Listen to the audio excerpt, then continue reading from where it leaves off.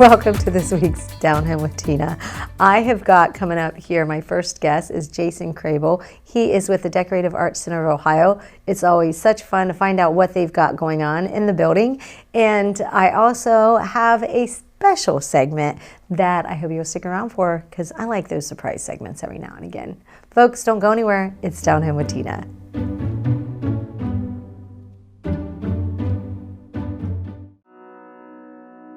The Frankie Smith Funeral Home and Crematory in Lancaster and the Johnson Smith Funeral Home in Baltimore have a long and wonderful history of serving our community. Feel free to give us a call at 740-653-0652. Stop in and see us at either of our two locations, 405 North Columbus Street in Lancaster and 207 South Main Street in Baltimore. Respect for tradition, regard for change. What makes Fairhope what it is our staff. It's always a question that we ask, why do you want to be here with us? And what they most always say is, you've touched my life this way. You know, you took care of this person, or I've seen what you've done and I want to do that. And so the staff that have been here know what it takes. They've been on the other side. They see what it takes to make someone comfortable, to make the family comfortable, and really what kind of support they need. And so I think that's what really makes Fairhope what it is.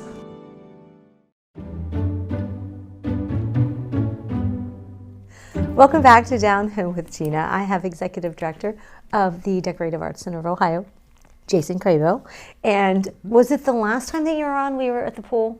Or no, you were on. That was the first time. That was the first time I was on. So this is your third visit. Yes, my third visit. Yep. I just have to tell you all, folks, that I told him when I saw him, I'm so grateful that you're still there. And it's not because I'm discrediting anybody that was there before and they left early. It is because your job and what you do at the Decorative Arts Center of Ohio, you have 3 different exhibits that you put on every year. Yeah. 3 in a year. Mm-hmm. And it's not one room that you're changing up. This is like an entire building. Like you are doing, and you have to figure out, I'm pretty sure, with a team that what is it we're going to do, how we're going to do it. Yeah. Volunteers are involved. Mm-hmm. There are so many different things. So just thank you, Jason, for what you do for the community at the Decorative Arts Center of Ohio. You, Tina, are welcome. No, I have the best job in the world, and we do a lot between our exhibition program and our arts education program, and taking care of the beautiful Reese Peters house that we're in. But it's great work, and we do it for the community, right? We're all about being a resource for the community and a place for the community to come and celebrate the arts and or learn about the arts, take classes and those sorts of things. So I love it. Do you have a favorite exhibit to date yet, or have you not had it yet? How can you choose your favorite child? No, I mean, what I love about what we do is that we're anchored in the decorative arts, right? The house itself is a historic piece of architecture, and we have beautiful, useful things made to be beautiful, which is sort of the definition of a decorative art. We celebrate that, and we do decorative arts exhibits, but we do a range of different kinds of exhibits, right? You've seen the fashion exhibits we've done with Paramount Studios, and we do photography exhibits and history exhibits and all sorts of things. So it's a wide variety, and I really like that. Yeah. That you can, because it changes things up. Yeah, it's not exactly. it's like you're walking into a different place every so often. So what exhibit do you currently have going on? Sure. So our current exhibit is, I am actually really excited about this one. It's called Tell Me a Story Where the Bad Girl Wins, The Life and Art of Barbara Sherman. So Barbara Sherman was a cartoonist for The New Yorker from essentially their founding in the 1920s up through the 1960s, and she was sort of a woman ahead of her time, and so the exhibit uses her artwork, both things that were published in the New Yorker and other publications that she worked for over the years, and also things that have never seen the light of day, except the fact that they're in the collection at the Ohio State Billy Ireland Cartoon Museum and Library. And so we're able to sort of celebrate her life and story through those original pieces, and it's pretty neat to be able to walk up to a cartoon that was in a magazine, what is that, 100 years ago, and be face to face with it. It's pretty powerful. What is this exhibit set up like? I mean, what is to be expected when you walk in? Sure. So the exhibit kind of explores different elements of her art and life in the 4 rooms of the gallery spaces at the Reese Peters house. And so each room, one is sort of childhood, and both deals with some of the cartoons that she did around children and about growing up and that sort of thing, and also sort of explores her early life, and then kind of goes through the various phases of life and using her cartooning as part of that narrative to tell that story. Jason, how do you choose the exhibits that you put on display at the Decorative Arts Center? It's a really good question. So I'd like to say that we have a very structured process, and we do. We sort of have a matrix where we lay everything out and figure out what works well with the other things that we're doing. But the reality is a lot of it comes through conversation. We'll see something out in the world. We'll be talking with a curator or an artist that we want to work with, or there's an organization that has an incredible collection that they want to get out of their doors. And so it's a mix of, it is sort of an art and a science at the same time, but we're always looking several years ahead. And I mentioned that we have the exhibit, the Barbara Sherman exhibit in our main galleries, but in this round we actually have a second exhibit in our lower gallery as an example that is a selection from the Ohio Craft Museum's annual juried craft show that they do every summer, where they have artists submit art, and they have a summer exhibit where this year I think they had 60-some pieces in their show, and we were able to pull about 20-some of those to sort of highlight that exhibit. Several of the award winners are part of that. So we actually have 2 exhibits in the museum right now, and that they're very different in this case, but it's a nice sort of balance. It's a nice way to bring lots of art to the community. Yeah, very, very nice. So you do have one for the holidays, a holiday exhibit? We do every year. The museum will be celebrating 25 years next year, and I believe since our founding, every year we've been able to have some holiday exhibit celebration. This year, it will open the day after Thanksgiving, and the title is Fantastic Plastic, 100 Years of Plastics in Christmas. So plastic ornaments and decorations and things really started in the 1920s. And so this exhibit will examine the use of plastic in holiday decorations for 100 years up until today. So it's going to be really interesting, I think, and fun. A celebration of things that you'll remember from your childhood, no matter when you were a child. And how do you get these? Is this an exhibit that's been done somewhere else that you borrow or get? Our holiday exhibit, we actually work with a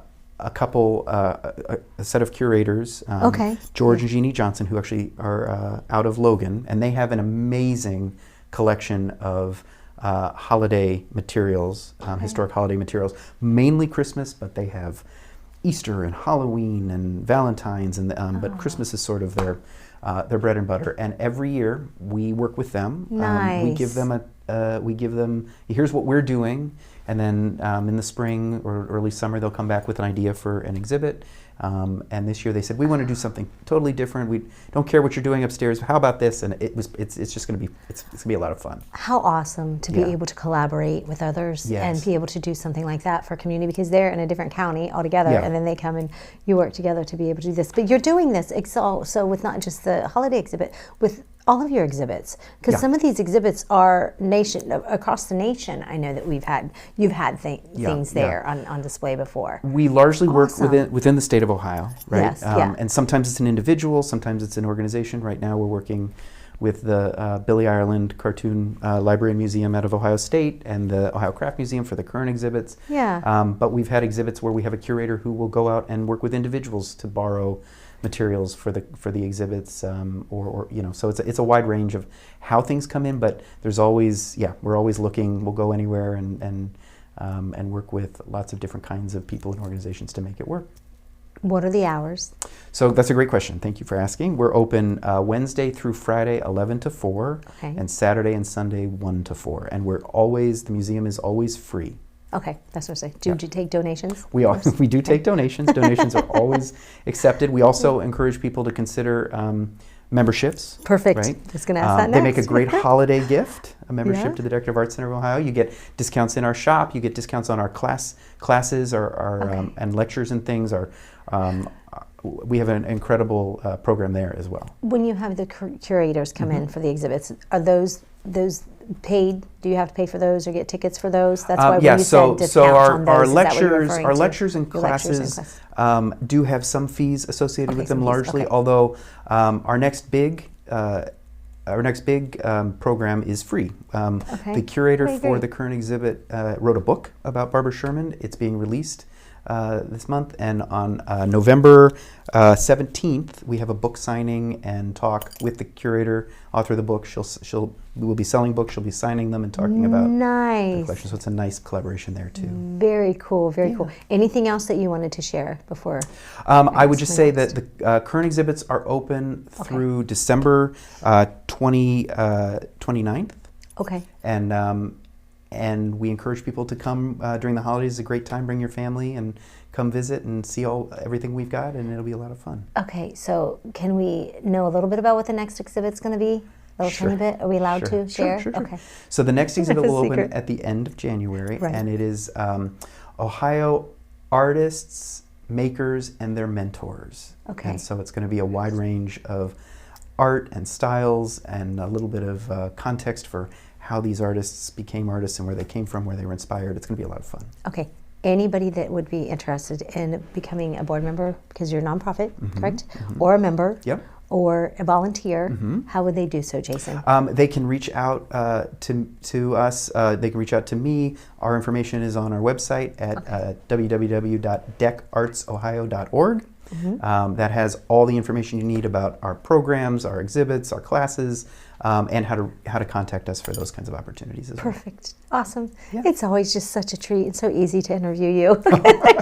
You're just fun. Thank you good. so much for taking the Well, time I really to be with appreciate me. it. I enjoy it. And I hope folks do take the opportunity and advantage of going over, because it's really a great place to go and see some of the arts that you're not going to get to see anywhere else. And it truly is. It's your place, right? We are here for the community.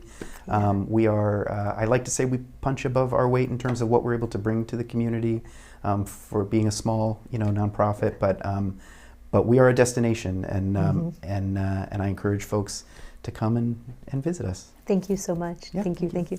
Folks, don't go anywhere. It's Down Here with Tina. I'll be back in just a minute. Dagger Law has more than 110 years of experience in nearly every aspect of the law. When we're not just helping clients, we're helping the community. You'll see us at festivals, sporting events, and around town, because we live and work here too. We are your neighbors, and we want to help you when you need it. When we help each other, we're stronger. Our community is stronger. Creating a strong, vibrant, healthy, and safe community is everyone's responsibility, and we take the responsibility seriously. We are local. We are trusted. We are experienced.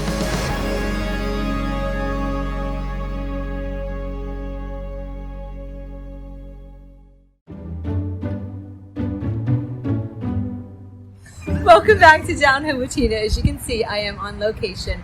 I am in Jacksonville, North Carolina. Some of you already know that I spend a lot of time in the North Carolina area, near the Emerald Isle area, and then I also go back to Ohio on a regular basis. I love my peeps there in Ohio when I'm not there, but I also enjoy getting to learn about this area. Jacksonville is the home of Camp Lejeune, which is a Marine Corps base. And with Veterans Day coming up, and I hadn't had a chance to highlight a veteran for a while, I really wanted to go out and find somebody, as I have, and I'm really excited to introduce my guest for my Veteran of the Month for Veterans Day, Trevor Highsmith. Thank you. Oh. Happy to be here. How are you? I'm doing well. I'm doing very well, thank you. By the way, the weather is gorgeous today, Yes, it is. because it's been unusual weather from time to time recently. It could be Cold, really hot. Yeah.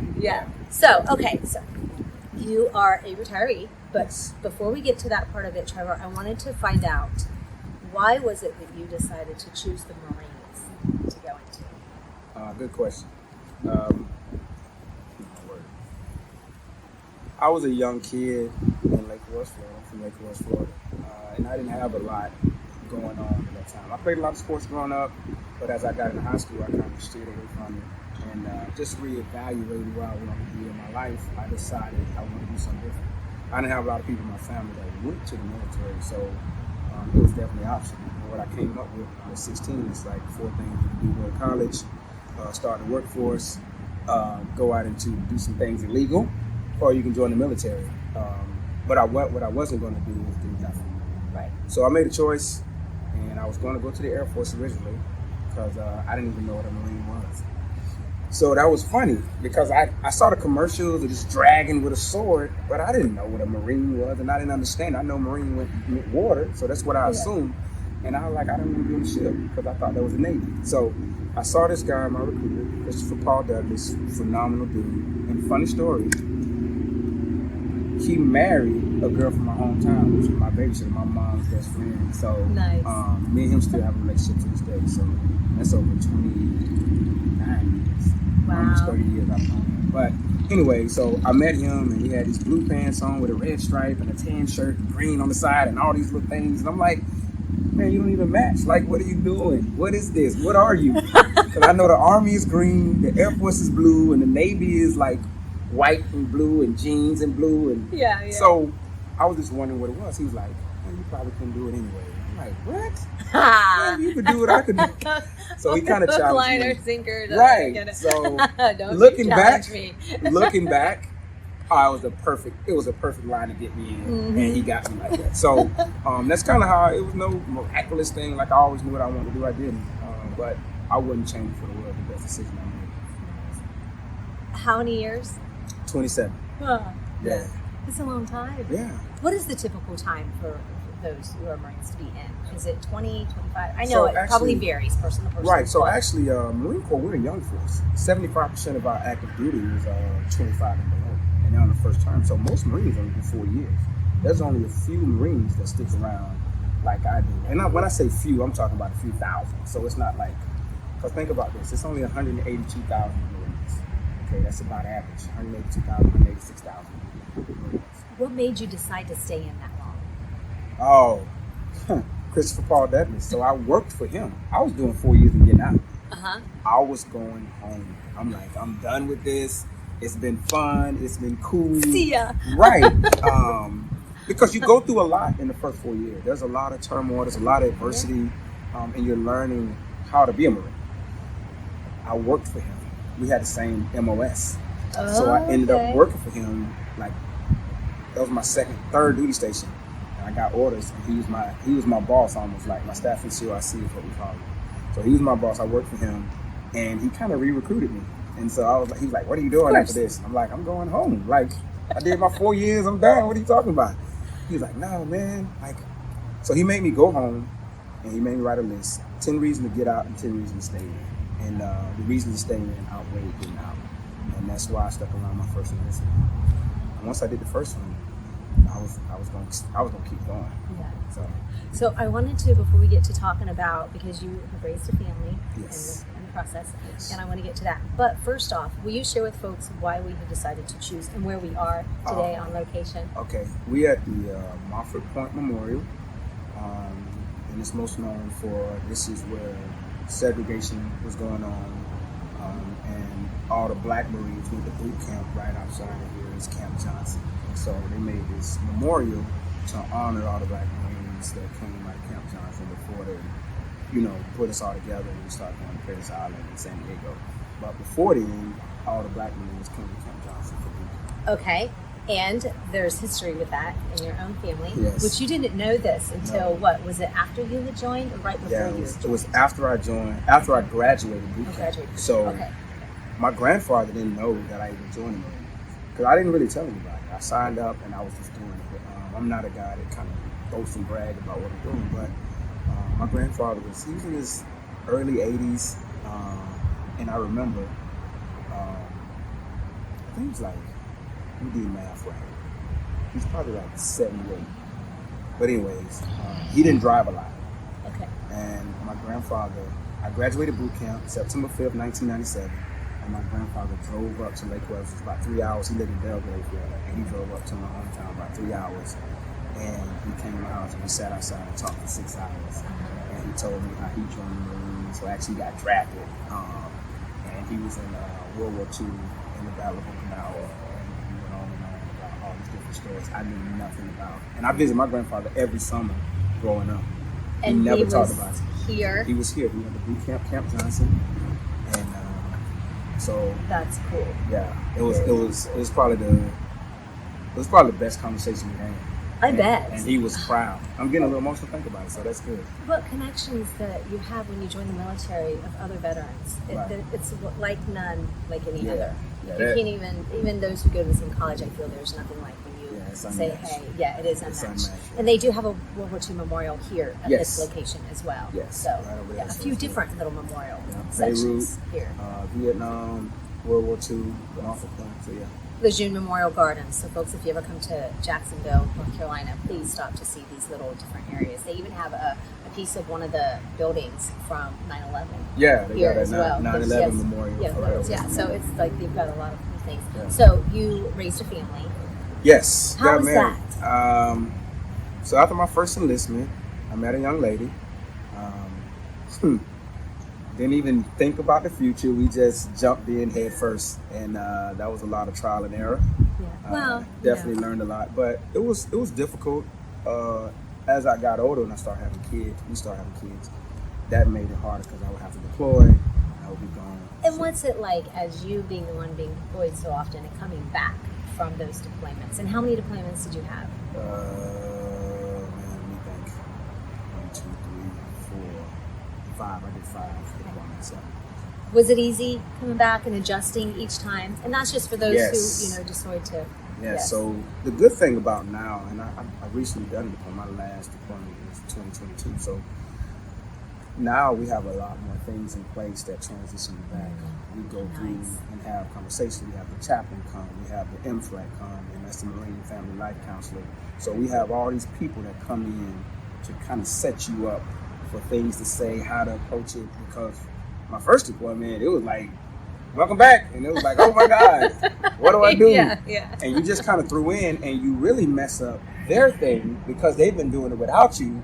And you insert yourself into friction that you don't even know about. It's like, hey, just move. I got it. Okay. So it's difficult, but as you do it so much, you get better at it. Where's your favorite place that you have or deployed to or you've ever visited while you're in the Marines? My favorite place would have to be Thailand. Why? The food. I'm a foodie, so pad thai We're chicken. gonna get food after. No, I'm joking. Yeah. No, we are. Pad thai chicken, basil chicken, sticky rice and mango. Like I tried it all. I didn't eat the bugs though. I couldn't do it. That's a. I'm really glad to hear that. That's the thing. So a dish they have is called balut, and it's like a bird cooked. I know it's weird. But is it good? It is so good. Because we eat chicken, the that's texture, a bird. Right. The texture is what it gets you. It's almost like, man, it's kind of sad to say. I don't want to offend nobody, but it's almost a fetus, almost. The way that it is. Yeah, and it's like in a thing like this, and you can see it. But it's so good. The texture, cooked? Yeah, it's cooked.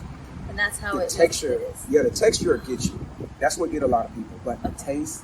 It's chicken. It's literally chicken. Oh, the texture gets you. But the texture is more of a. Because it's a bird. You can see it. Yeah, it's almost like they have a. Is it? Do they have it here in U.S.? No, I haven't seen it here. Okay. I only saw it in Thailand. Yeah. Okay. What else do I mention? Retirement.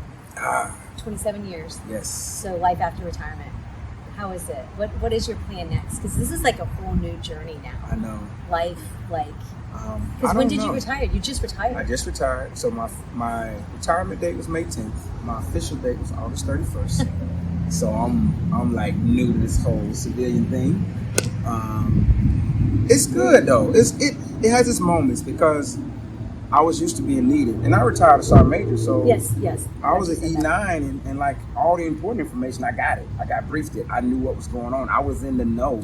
And then it's like nobody tells me anything. Nobody calls me. Nobody texts me. And it's like, what do I do with myself? Yeah. So for a while, I was Netflixing and Hulu. And well, you deserve that after 27 years. So I took some time to myself. I traveled. Yeah. Saw my mom and dad, my sisters and brothers. I went to Virginia. I went to New Orleans, I went to California, I went to Arizona. So I was traveling a lot the first couple months, but now I'm slowing down and I'm back in school.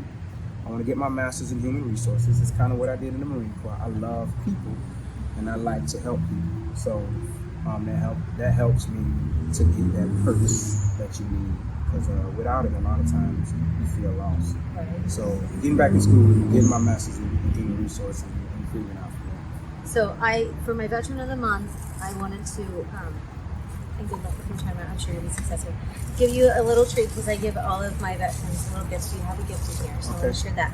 But I also, here, you could, here, I'll just give that to you. Well, first off, thank you. You're welcome. You want me to open it right now? Thank you for everything that you've done because that's a lot. That's a lot of sacrifice. I mean, because for all of our veterans, of course, but for those like yourself who have been in for so many years, and you did miss things when it came to your kids, and you kids, family, back home, Thanksgiving, Christmas, a lot of it. Yeah. And I got a tight family. Yeah, so it's awesome. So thank you. Which I think your mug might say something about awesome.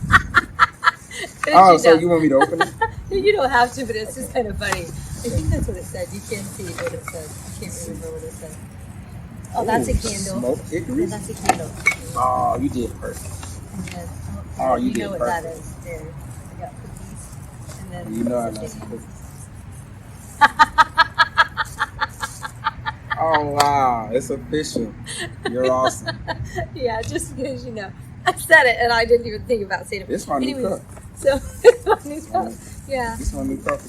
Anyways, so in your, I don't say this is in your retirement, you also have done some, and I got to do it real quickly. You like to do karaoke. Who's your very favorite? Who's your favorite singer and song that you? Luke Combs would have to be my favorite at karaoke. Yeah. I love Luke Combs. Yeah. And I can always relate to Luke Combs songs. So you never know. Maybe one day you might see Trevor out there. That's right. On a stage. That's right. With And a you might be microphone. like, is that Luke Combs? Yeah. Nope, it's Trevor Highsmith. That's right. Such a And I'm going to sing it. I'm going to sing it from my heart. He does. Yes, he will sing it from the heart. Maybe I can find it one day and we'll share it on air with everybody. Trevor, thank you so much, Share for everything. And folks, happy Veterans Day.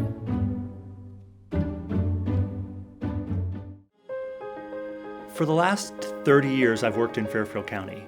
The beauty of working in this county is it's small enough that you get to know people on an individual level, that you get to do the kind of work you want to do personally, but it's large enough that we have some resources and we have some ability to bring coalitions together to make some bigger changes. You have the benefits of a suburban community, and Columbus isn't too far away if you want to get that urban experience.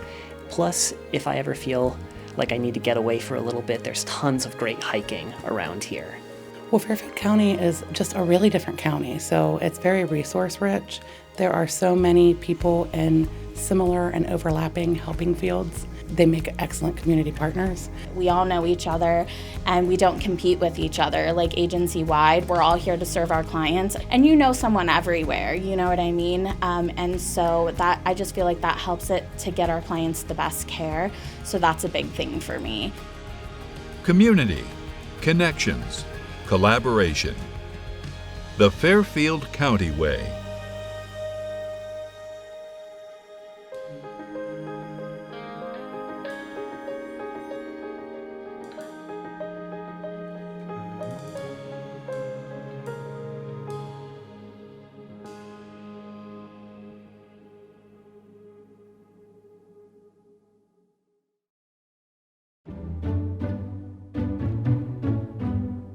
Down Home with Tina is brought to you by these amazing sponsors. So folks, I just want to take a moment to thank you so much for taking the time to watch the show. And I will like to ask you if you will share on social media just to get the word out about the amazing and fun things that we've got going on in the community that I like to bring to the show from time to time. I also would like to thank Janet Moralt. She is the owner of Colony Classics and Interiors, located at 602 North High Street in Lancaster. She is the reason why I have a few of her beautiful items here on set as my decor for this last couple of months for the show. She's got so many great and amazing things that are not, And you can find really great stuff because you think of a gallery, a furniture gallery of furniture, big furniture and things like that. But she has got some really nice decor and even gifts that you can give to somebody. And speaking of gifts, her open house, it is her Christmas open house. It takes place the Friday and Saturday after Thanksgiving. So if you'll stop in and see her, and you can always check her out on her website or find her on Facebook. It is Colony Classics and Interiors. Folks, I hope that you did enjoy my surprise segment. I do hope that you have a wonderful week. Until we meet again, God bless and good day. It's Down Home with Tina.